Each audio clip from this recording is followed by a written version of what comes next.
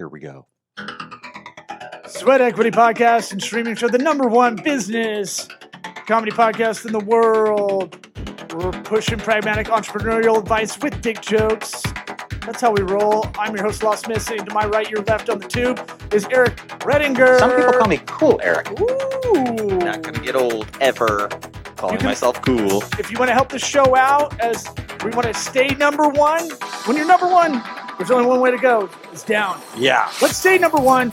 Cool. Share this podcast with a friend, loved one, coworker, someone who's starting a brand, someone who's getting their thing. They don't know how to get going. This is what this podcast is about. You can tell them to listen to it on iTunes, Apple Podcasts app, Spotify, YouTube, Facebook, Vimeo, LinkedIn, and your mom's Walkman. This episode of Sweat Equity is brought to you by Grasshopper. Try grasshopper.com/sweat.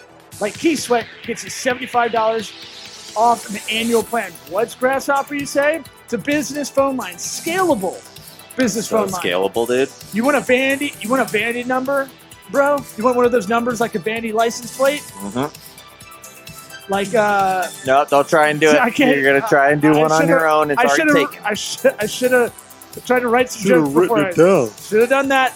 That's what I get. Try grasshopper.com/sweat. Like my homie Key Sweat. 75 phones off an annual plan. Look, business phone lines aren't that expensive. This one you can keep adding. You can port numbers. You can forward. You can get vanity. You got a desktop app. You got a mobile app. Desktop app is huge. Hey, and compartmentalize your life. You say you can get another one via AT&T because you got AT&T already. Yeah, it gets confusing after a while. You got a Google Voice number? Well, you can't advertise a Google Voice number for your business on Google's platform. They'll pick it up. And don't have it go to your personal number. Try grasshopper.com/sweat. Like Key Sweat. That's body. the third time Sticking power, baby. of Key Sweat. That's sticking power. $75 off an annual plan. Let's get this party started. Okay, jeez. Howdy, There Johnny. you go, okay. What about my sweat equity? Sweat equity. Sweat equity. My sweat equity. My sweat equity.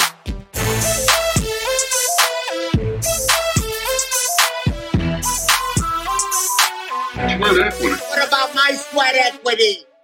Matt, I'm going to let you do because every time I've tried to pre-produce everybody's plugs and whatever in their intro, I bomb. I bomb every time. So I'm just going to let every guest from now on at the top of every episode we have with a guest, just do your own plugs. That's wise. Yes. Let's tell people who you are, do a little commercial if you want for your brand. But and then we'll get into it because I feel like I forget to let them give plugs up top, Better. So go ahead, tell everybody who you are, what you do, all that jazz. Sure. My name's Matthew Yahes, CEO of Extend Your Team. We find you better virtual assistants to get you out of the day-to-day grind as an entrepreneur. I'm a serial entrepreneur. Didn't start out that way. Traditional path, middle-class upbringing. Love to snowboard. I'm great at it. I'm terrible at kiteboarding.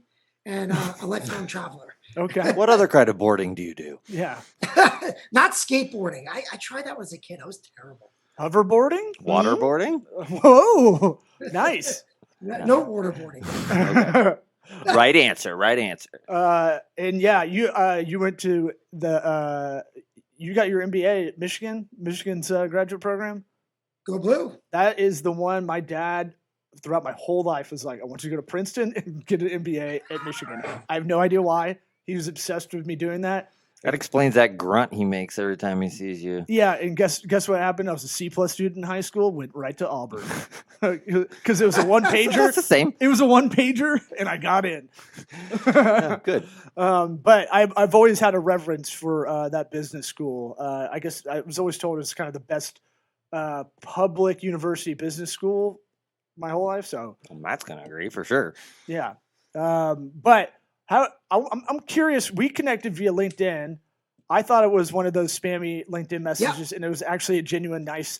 It was like, and I just put it on. Sorry. It got cluttered, man. Look, LinkedIn's really got to fix this problem because Yes. I don't know anybody that is kind of worth anything on LinkedIn that doesn't get 10 of these a day or 5 of them a day of like just kind of like it's bots. And like, if you get tricked into those, I don't get it, you know? So you instantly throw shade on every single one. This guy. No, look. Let's see what he's got. No, he sent Again. like a nice message, and it just got in that clutter because I just didn't check. People just don't check that inbox now. I know. I was just thinking about it today. And it's the thing. Here's how you can tell. It'll be like, you can tell the template because it looks like you're a badass or whatever they use. They try to go like, you're an expert in your field in marketing and advertising. Okay, that is the sector they pulled from the profile. Mm-hmm. It's like, and then it's like, I think we have a lot of things in common. We can help, and it's just like fucking Mad Libs and filling it in. Yeah. So anyway, kudos to you for writing that. I apologize, but I apologize for the delay on me getting back. But how did you find our podcast? Because I got to do our own leads data, our own research, or I'm not doing my own job. You're gonna hate my answer. So I can tell you the truth. I can tell you what you want to hear. No, you're here. No, look. What the truth? All right, I didn't write that message. Okay, I Fine. figured. That's fine. So all right, here's kind of how So here's what happened. How it works for me. You know what you did? It was one of those. And what I did start asking people when they mentioned the podcast, when they mentioned the podcast, I go, "What episode you like?" Oh yeah. Oh shit. Quick, go back. You're the only one. Again. You're the only one who just answered me back though. So yeah. After that, so like you got to use automation and like you figure it out, and then then you make a meaningful connection, right? So, it's not all bad. I'm just saying, it's saturated. Basically, it's saturated. So like I guess my perspective, connecting with people automatically, I think is fine, right? But then after that, you need to have some sort of real conversation, right? Agreed. Because otherwise you're sitting there, and look, for business networking, you're sitting there clicking like, connect, write a meaningful something, connect. You're never really able to expand your network. And if you're building a business, it's really tough. Oh yeah. Right? So there's what I don't like are the 3-step, and I tested it, right? And within 30 days, I got such negative feedback and it wasn't successful. The 3-step drip sequences where you don't answer the first time, then they hit you with another. They hit you with another. They hit you with another. Yeah. That stuff just doesn't work. It might. I was like, I think about it. It's got to work, or people wouldn't keep doing it. But it has to work on you have to do such a huge volume to make that work, I'm sure. But here's what they do in the next drip ones. I've noticed this too. This is funny. That they'll call you out. They'll like, right. They'll do hello? They'll do like the pickup artist thing. You ever hear of that guy? Negging you? Yeah. They'll be like, your podcast sucks anyways. Hey, are you an insecure 21-year-old girl? Well, I'm going to treat you like one. They'll be like, hey, I didn't hear back from you. What's wrong? You're like, what? Oh, this is Mr. drip. Robot. Yeah. So but the thing is, you both have to realize most people. So we say drip. How many people know what a drip campaign is?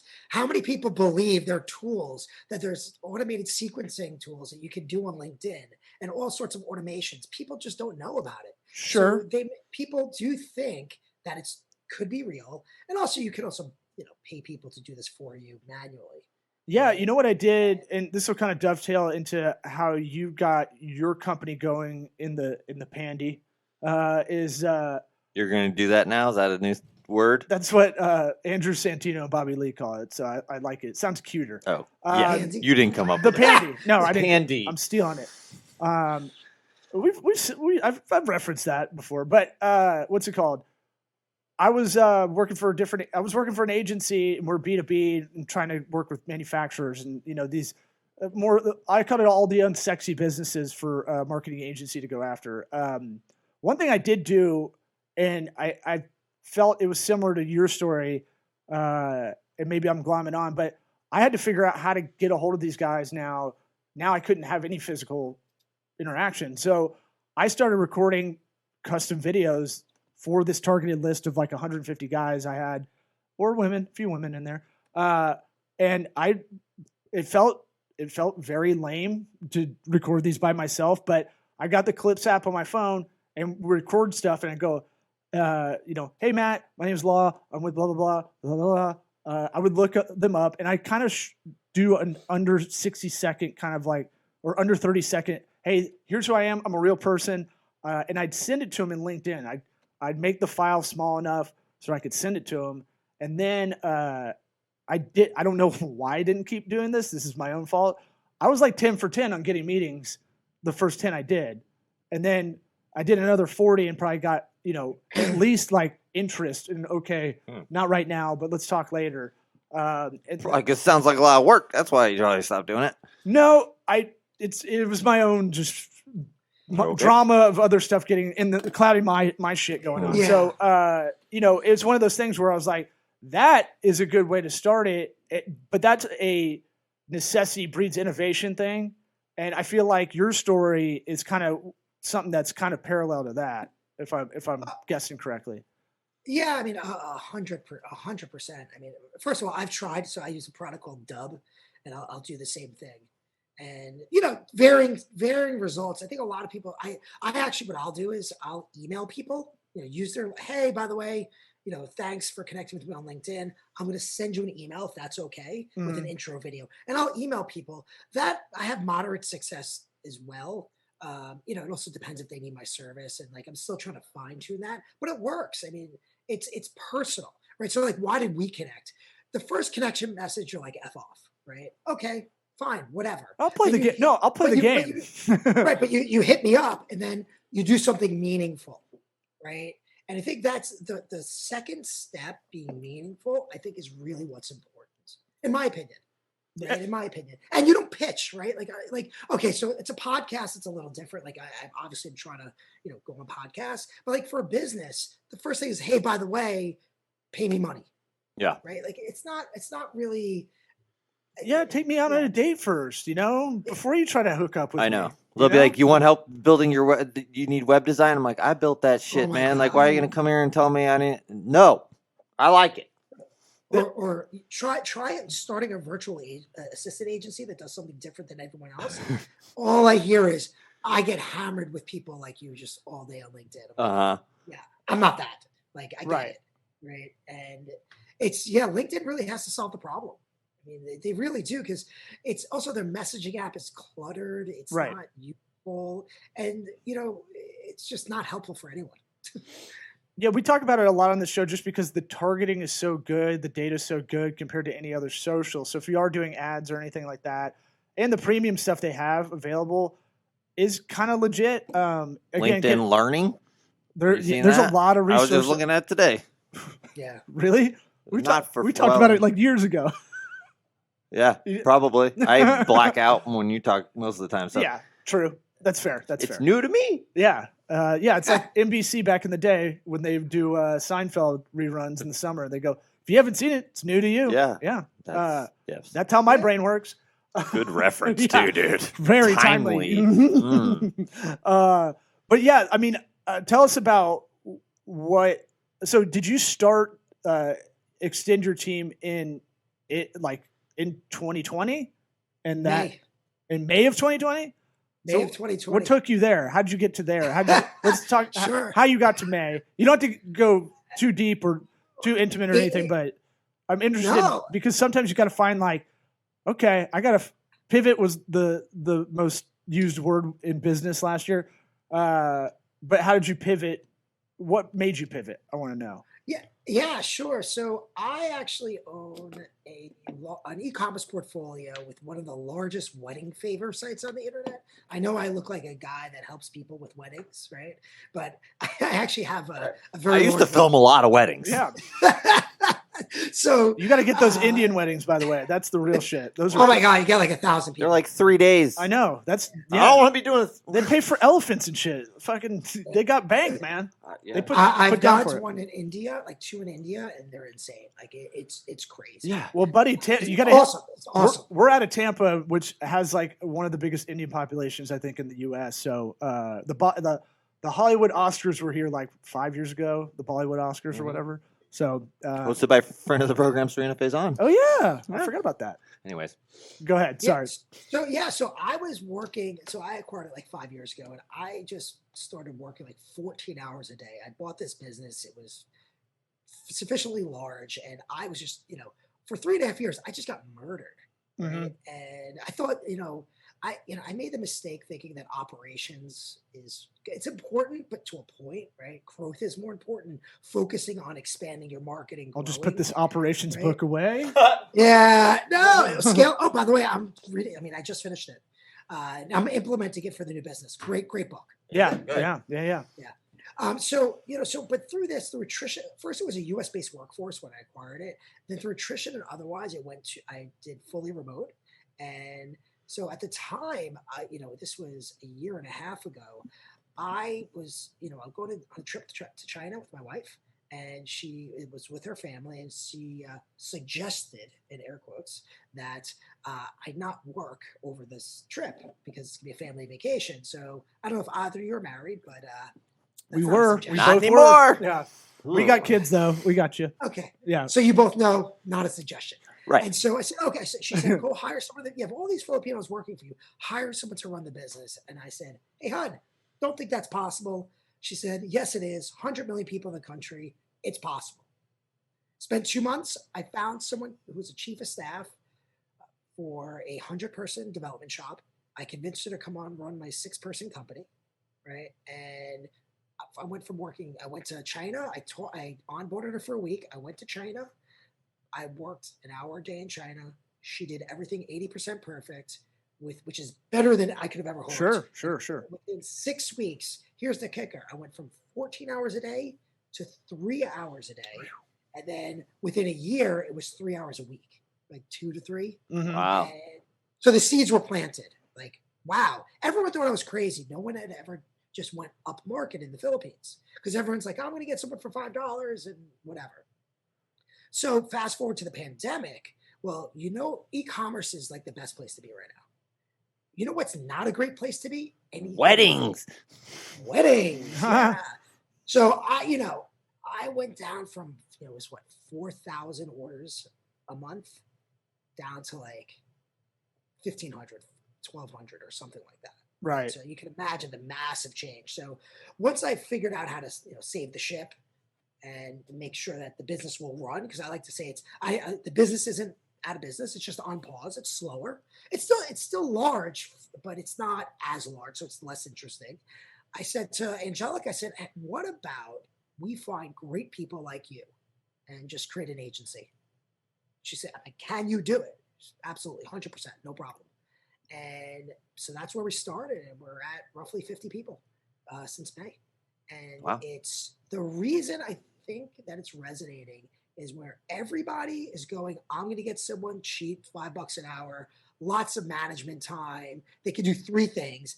I'm sitting here saying for 16 to 20 bucks, I'll get you a legit project manager or executive to help you run your business, and you can offload stuff.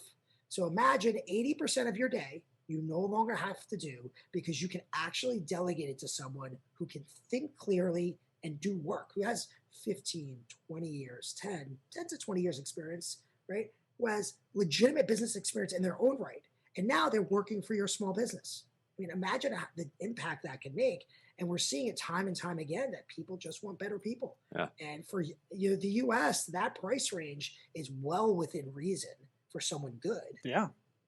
Yeah, for sure. What I'm thinking about is, we've heard go overseas to get it cheaper, like you're saying. And now what's interesting is I've probably heard that for 20 years.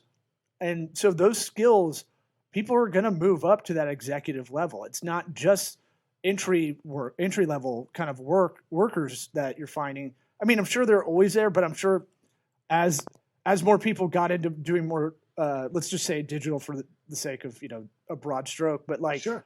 Some people are going to move up in that world over there to be able to, be ready for that kind of thing. Like, could you do this 15, 20 years ago? I don't know. Maybe you could probably find some people, but not like we have it now where there's a lot of marketplaces to find people, right? And the tools. So what also has happened in the past 15 or 20 years, the tools have gotten so good. Just think about right now, Zoom, right? We're on a Zoom call. It's great, right? 20 years ago, you didn't have this. Yeah, you couldn't do what you're doing now without it. Sort of I mean, thing. but in 2019, a lot of people didn't use Zoom. Right? Yeah. Like everyone's like acting like Zoom's a new thing. It's like, what? This has been around Yeah. for a while. But I always think it's interesting because Skype isn't taking off, Google Meet doesn't take off, Zoom took off because of its ease of use. Yeah. You know, Yeah. and because we love China and they probably own it and run it. We love you, China. Yeah, I mean, Just kidding. I think also Zoom's a better product. Frankly, when Yeah. I use Skype, it just sucks up all my resources on my computer. Zoom doesn't seem to. Yeah. And it's just funny. So tell me about this. Here's something a lot of people are going through right now too, as there's a lot of kind of remote working, right? Yeah. I always think about management in general, management of people. Everybody thinks, kind of like marketing and a sense of humor. Everybody thinks I can do that. Everybody thinks they got it. Yeah. Innately, right? People think they know how to manage people without ever reading anything about how to manage people or assessing what they're doing themselves. And then you mix this part in where being a remote project manager or a manager of someone of anything, that's its own kind of skill too, right? Like you have to be very consistent. I'm sure you're checking in, I'm going to check in with you at this time every day, Monday through Friday to make sure we're on point. And you've got some, PM system like Asana or Monday.com or something where you can see it without having to talk to them. You can see the progress if you wanted to check it later in the day, say, because you got a time zone thing going on. Can you tell us about any tips you have on being a better kind of remote manager?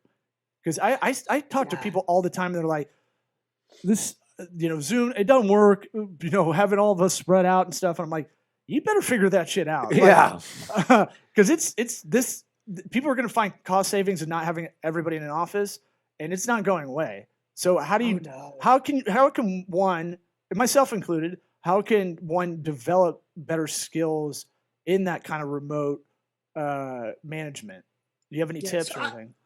Sure. So I've been doing this for a few years now because I was always remote. The company I have, the e-commerce was always remote. It was always people, they were in Minnesota at the time.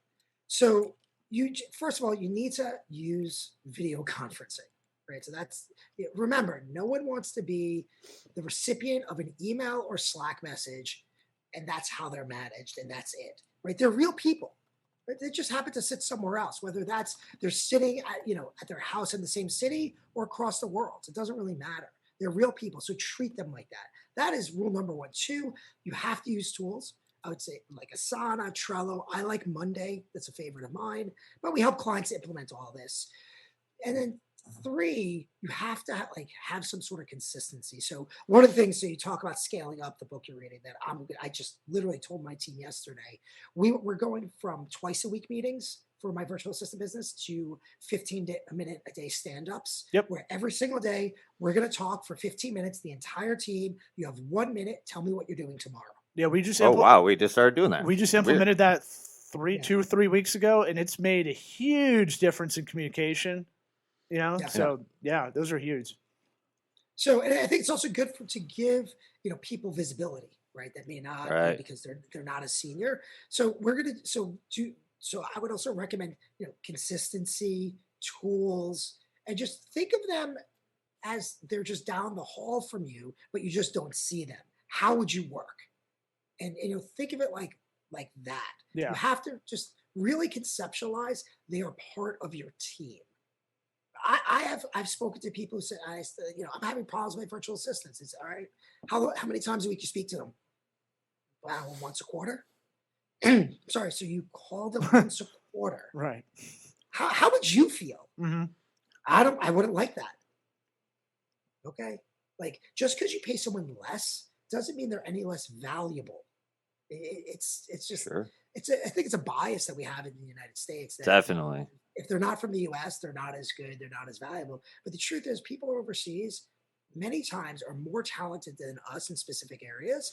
And you're just paying less because that's the market rate in their country. Mm-hmm. It's not a poverty wage, right? When I pay executives on my team, I'm not paying them a poverty wage. I'm paying them a legitimate executive salary in the Philippines. Yeah. It just happens to be less for us. Right. But their cost of living is less.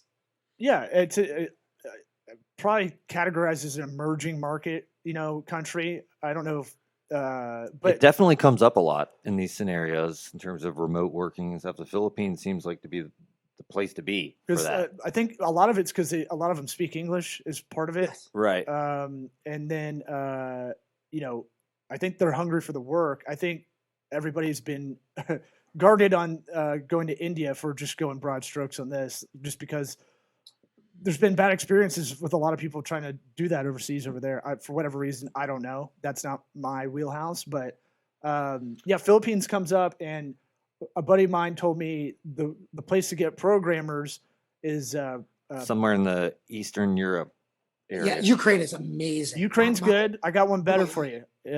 Comes from our buddy Fergus. Is Peru. He's telling me. Oh. But Wow. I made the opinion after hearing everything he was telling me about it. I was like, oh, they're the nerds of South America, because he's like, Okay. I'm like, oh, I think of Peru as like kind of like Colombia. It's not even close. No. They're like they're in the mountains.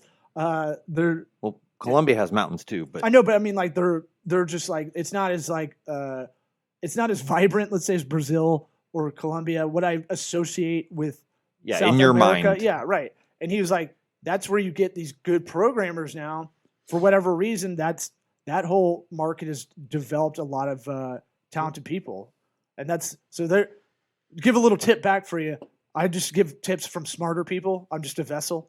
So No, it's check it out. I mean, it's I think the reason Philippines, like you said, is just English. They've worked with Americans for a long time.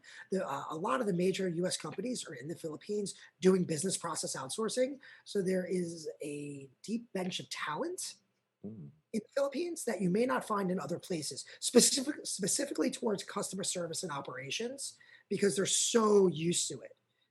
And they have 24-hour centers in Manila. It's crazy. And so you can just, as a small business owner, tap into that and pay competitive wages for prices of, fast food workers here, right? So, student minimum wage in the United States will be $15 an hour. That's where, well, at least that's where it seems to be going. So if you look at it like that, so you can pay roughly United States minimum wage and get an executive. yeah, Wow.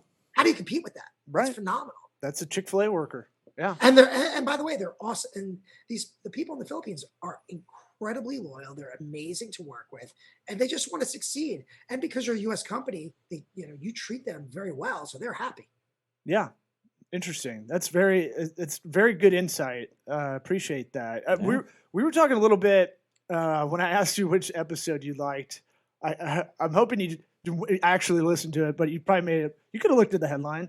But you were saying how you liked the one about we were talking about customer service in an episode a couple months back, and tell us about that, because in an age of no customer service, if you can really set yourself apart as someone who gives a shit, like what was the book you were reading, the Zappos? Oh yeah, delivering happiness. Yeah, that you can really set yourself apart from a lot of these faceless kind of companies that are going big volume. What do you think about kind of that as far as adding value from a customer service standpoint in this remote kind of working world? All my customer service people for my ecom business are in the Philippines.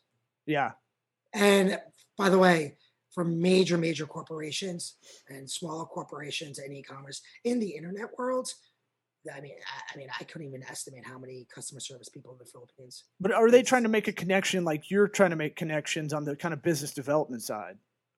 Your personal kind of call it your tactic of relationship marketing, I'll say.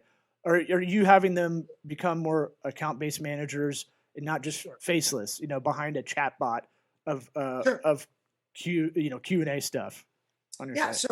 So all the above, and I have to tell you, I was really taken back this year about one of my team members. I'll just give you a story. So she runs customer service for me. So customer service for me is people call in, chat, and email, and they do a really great job of making sure the customer's happy. So I have a gift basket. I have 2 decent sized gift basket sites as well. And I said to my head of customer service, I want you to take over corporate order. Now, corporate ordering is not $100. Corporate ordering is thousands. She completed, I think it was 5 $10,000 orders, a few $30,000 orders, and one $90,000 order. She did that all on her own, no help from me, right? I was nervous. I just sat back and watched. I'm not gonna lie, I was very nervous because it's obviously a lot of money, but she Sure. did a phenomenal job. So yeah, you can get it. Look, it's about training. You still have to train people, Right. right? It doesn't really matter. Like they're not going to come in and say, "Hey, I know everything about your business and your customer service."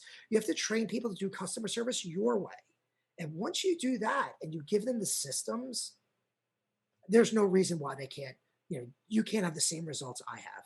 Yeah, we're in a playbook mode similar to that. Let's figure out the playbook so then we can, start scaling it out a little bit better. That we're on the same page too in a lot of things. One thing I like asking people like yourself that's a serial entrepreneur, what's your routine? What's your morning routine? You don't have to give us the whole day or week, but I'm always curious because you have to be very self-disciplined, and you can tell us it can be just work, but I always like to hear like the work-life balance stuff. So I get up, I go for a run or whatever it is, and then I check email, then I do this. We like the pragmatic shit. We like the small minutia. So hit us with your routine. Yeah, so I'll wake up, I'll meditate for about 30 minutes, maybe 40. What time are we waking up? Curious. Well, so I'm in Hawaii right now. I've been waking up at like 5:30, just naturally. But usually I'm waking up at like 6:30. Okay. So 6:30, wake up, just get up, go sit on my couch, meditate for 30, 40 minutes. Then, depending on what I have going on, may have breakfast with my wife, right? We may go for a walk, may not. Then I just start my day. So if I'm in the mountains, like I'll stop my day at 1:30. I'll go snowboarding. I'll go snowshoeing with my wife. Do something, and then I'll clock in to make sure. It really just depends what's going on. Clock in to make sure, like I didn't miss anything. But generally speaking, my day now, because I have a team, is I'm talking to podcasters. I'm doing marketing. I'm doing all sorts of interviews. Talking to customers. I'm doing sales.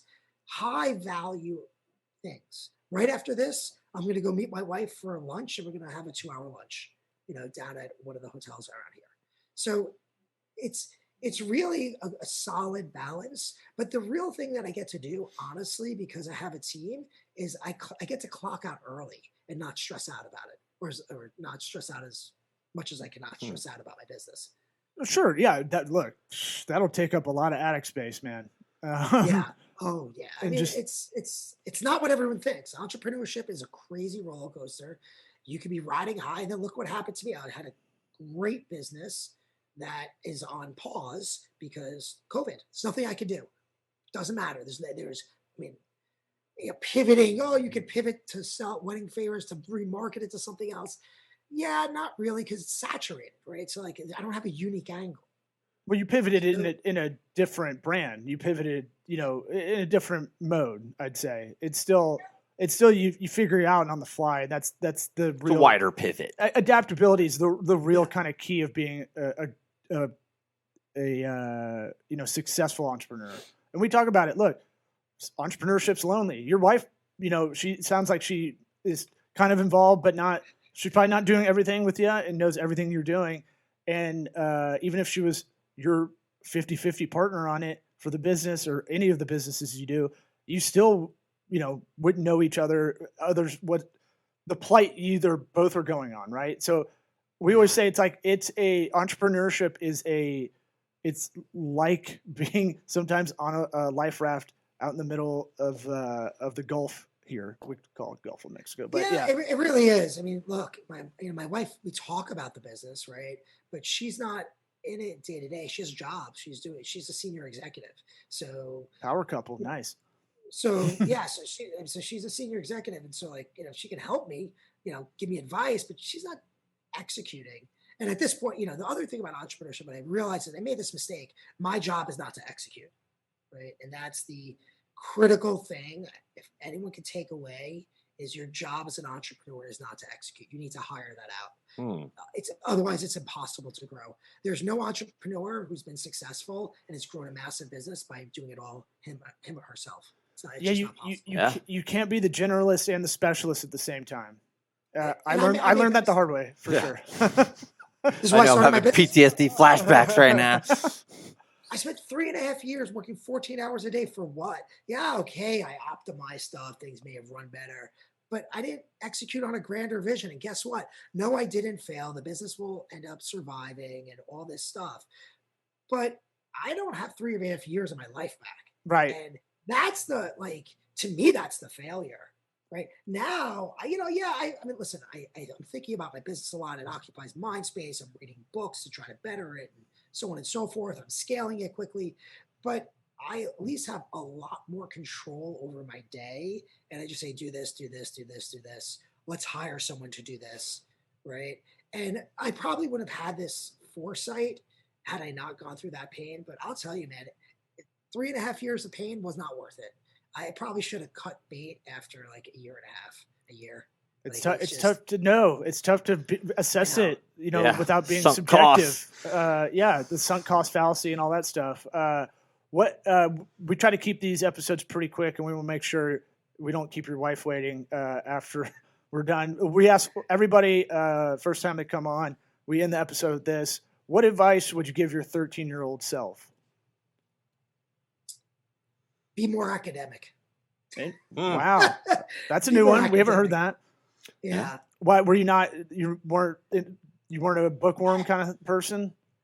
So I think what happened to me is when I was like 13, up to 13, I would have said yes. At right around that age, I started slacking off, and it wasn't until years later I realized what the price is. Right. So Right. Look, you can be successful without a fancy. Like I went to Michigan, right? I got my way back up there, right? Mhm. But you can be successful without a fancy education for sure. But it does make it easier when you come out of college, if that's what you do, when you have better grades, you go to a better school. Like I didn't realize the difference until I went to Michigan. I didn't realize that, yeah, companies just recruit you and like throw money at you just to come work for them. I had no idea because that was not my experience out of undergrad. Interesting. So Yeah. I had to work a lot harder. Okay. Well, hey, we're gonna have you back on at some point. Yeah, man. Yeah, this is really Glad you're a real interesting. guy. I'm a real person. we find out he's an AI bot all the Yeah, I'm time. like, holy shit. That was amazing. Well, thanks for coming on, and it's extendyourteam.com is the site, Sweat equity. right? Yep. Yep. It is. Okay. I thought we lost you for a second. I was like, huh? No. Yeah. I was listening. All right, No, buddy. thanks. All right, Yeah. Thank you, everyone. I really appreciate the opportunity. Yeah, man, Mahalo. thank you.